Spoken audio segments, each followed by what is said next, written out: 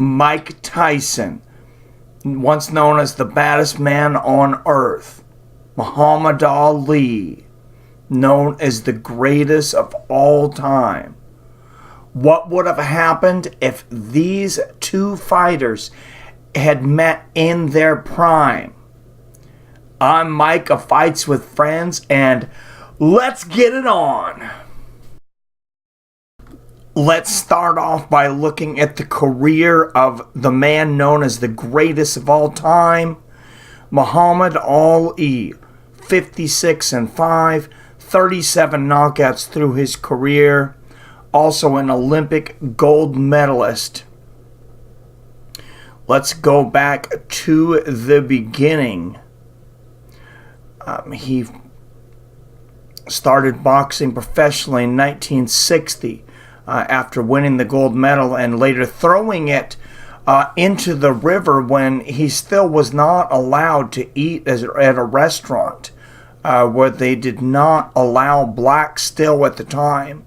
He threw his gold medal in the river as protest, never got it back.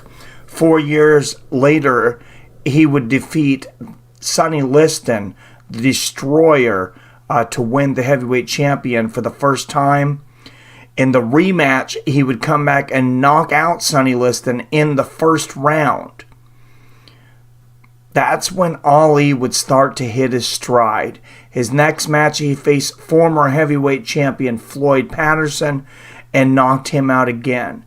He would walk through most of his opponents all the way up until 1967 when he was drafted to go to Vietnam. Then he would lose the first fight of his career, but not inside the ring. As we all know, 3 years of Muhammad Ali's prime would be spent in court fighting over conscientious objection to the Vietnam War. Muhammad Ali was quoted as saying, "I'm not going to travel halfway around the world to kill other poor people." He would come back in 1970 against Jerry Quarry, beat Oscar Bonavena. Then he would face Joe Frazier, the man who had won his championship while he was out. Muhammad Ali was winning this fight up until the end, up until the very end of the fight. In the final minutes, Muhammad Ali said to Joe Frazier, "I am your God." And at that moment, Joe Frazier threw a legendary, horrendous jumping left hook on Muhammad Ali's jaw and sent him crushing to the floor. It's a loss that would take Muhammad Ali years to get over, and he would have to fight his way back up the ranks to get a rematch at Smokin Joe. Along the way, he would face some controversy in his first match against Ken Norton.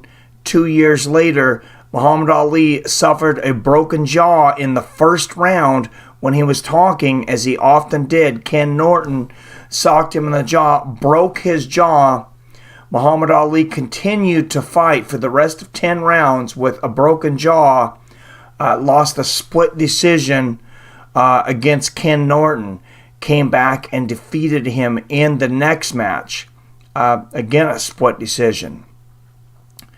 He was a tough matchup, tough style for Ali.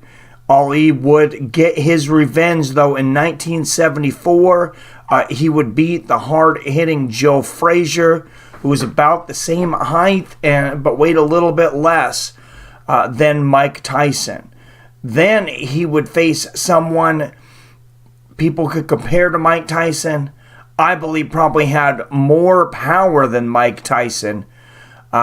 People thought that was indestructible. People were afraid that George Foreman was going to literally kill the 33-year-old Muhammad Ali in the ring.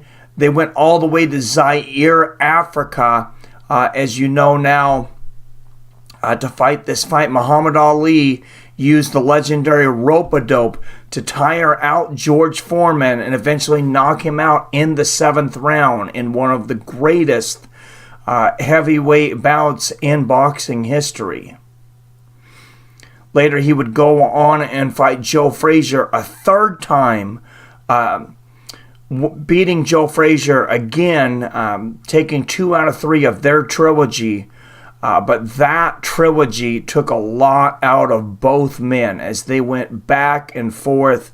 Back then, 15-round wars, absolute wars. And a lot of people attribute the Joe Frazier trilogy and the rope-a-dope style against George Foreman to Muhammad Ali later developing Parkinson's disease.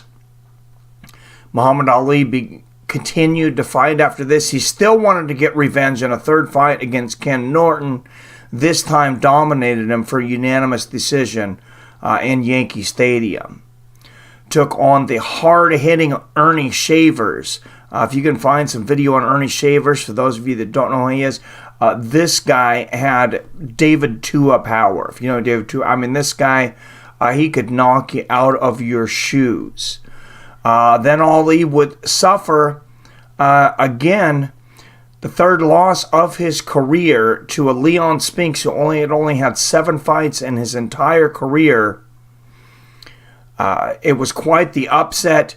A lot of people said Ali should retire. He was too old. Ali went back to the old ways of training.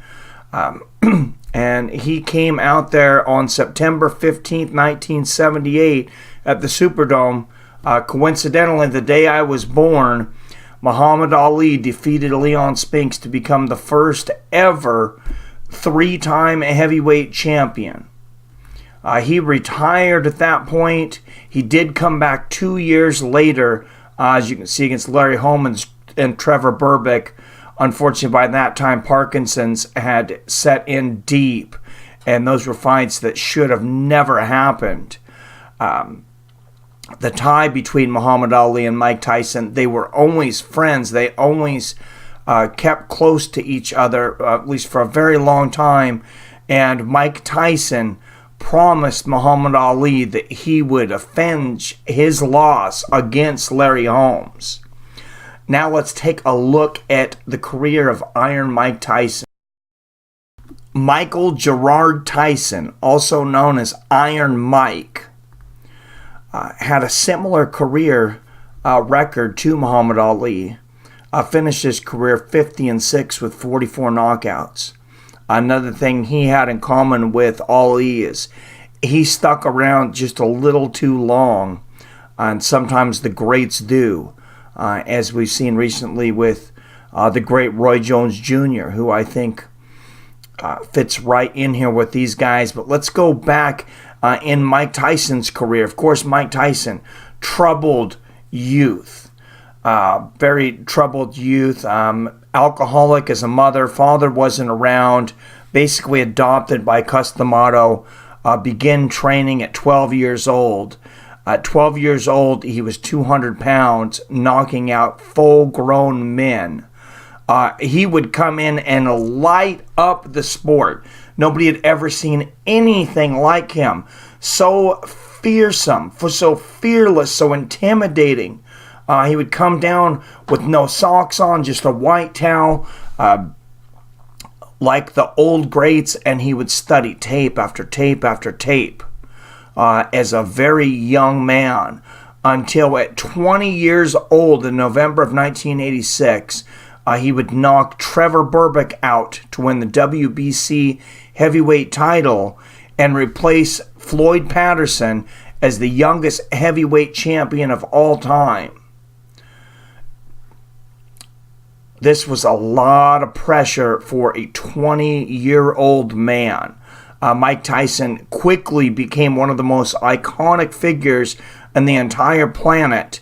By 1987, he had unified all 3 titles with unanimous decision win over Tony Tucker. He would go on, as he promised in 1988, to avenge Muhammad Ali's loss to Larry Holmes. Some of the big names on his resume later were Tony Tubbs, and then one of the biggest fights in heavyweight history in the 80s against Michael Spinks. Michael Spinks had been a light heavyweight champion, came back to fight Mike Tyson, and Tyson destroyed him in 1 minute and 31 seconds in an iconic fight. Beat the great British heavyweight Frank Bruno twice. Beat Donovan Ruddock, who was a very, very powerful, I believe he had 100% knockout rate at the time too, or very close to 100% knockout rate, and then beat him by unanimous decision. But of course, right before that, in between there, he had a fateful night in Tokyo where he would get upset with a somewhat controversial count on a night that James Buster Douglas, overachieving, inspired by the death of his mother, defeated Mike Tyson as the greatest underdog ever on odds to win any boxing match. 40-1. Most casinos weren't even taking bets on the fight. Tyson may have never been the same after that. After that, Mike Tyson went to jail after fighting Donovan Ruddock. Mike Tyson would go to jail when he was convicted on rape charges. Depending on what story you listen to, a lot of people thought he was guilty. A lot of people thought that Don King, who had hired his lawyer, wanted to put him away so he could steal all his money when he was in jail. It was later proven that Don King had stolen over $200 million from Mike Tyson. Tyson able to get just a fraction of that back later in a lawsuit, $25 million. So similarities with Mike Tyson and Ali already. Both started out young. Both had a long hiatus. Ali 3 years, Tyson 4 years. Both had a bad night right before they came back. Tyson against Douglas, Ali against Frazier. A lot of similarities in here, like I said. And then when he fought Evander Holyfield, Mike Tyson, he was a 25-1 favorite going into that match. Evander Holyfield had been a cruiserweight champion. Not very many people gave him a chance. Evander Holyfield, despite there was some controversy, of course, in that match as well. A lot of headbutts. Tyson said he couldn't remember anything after a headbutt, I believe early in the second round. Holyfield would eventually knock him out. Then in the rematch, a frustrated and frantic Mike Tyson, acting, some would say, like a psychopath, bit Evander Holyfield in both ears, causing referee Mills Lane to disqualify Mike Tyson, and at the time he was banished from boxing for life. He would receive his license back later, almost 2 years later, where he fought Francois Botha, got together a string of wins, and did enough talking to get himself a title shot against then champion Lennox Lewis. I believe maybe the most underestimated heavyweight of all time. Unfortunately, Tyson was way past his prime. Lennox used his reach and his power to dominate Tyson. Tyson had a lot of heart that night, but he couldn't overcome the reach and the skill of Lennox Lewis. He would come back his next fight and wax Clifford Etienne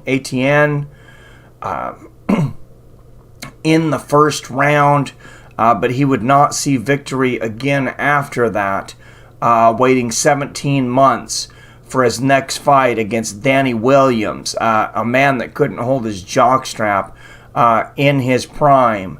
and then Tyson would sit out and quit on his stool in between rounds against a big Kevin McBride when he retired in 2005. So who would have won between these two?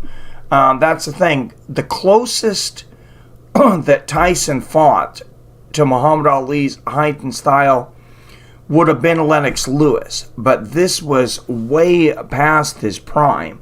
The closest that Muhammad Ali probably fought was Joe Frazier. Sonny Liston was also very similar. So you can make a case for Muhammad Ali having a great record against power punchers with the trifecta of getting the best of Joe Frazier, Sonny Liston, and George Foreman over his career. But Mike Tyson, for a flash in the pan before that Fightful Night in Tokyo, seemed absolutely unbeatable. Like on that night against Trevor Berbick when he hit him on the temple, and he fell in every corner of the ring. He would keep on getting up, stumble, fall over again. His equilibrium was knocked out. But this is what I want to do. Eventually, we have to solve this. Who was the better man? Who was the better fighter? Who would have won Muhammad Ali versus Mike Tyson? I have more studying to do in fights with friends or people that are new or old here, people that know me for fight companions. Eventually, this is what I'm going to do. There will be some advertising for it. This is going to be a big event, a lot of study in it, but I am going to do a fight companion in a parallel universe that you have never seen, that most people didn't even know existed. And in this universe, Mike Tyson and Muhammad Ali, at exactly their prime, around the time of the Michael Spinks fight, around the time that Muhammad Ali knocked out Sonny Liston, those two timelines clashed, and Mike Tyson and Muhammad Ali will fight in this parallel universe on a fight companion in the future, on here with Fight with Friends, and I will call it.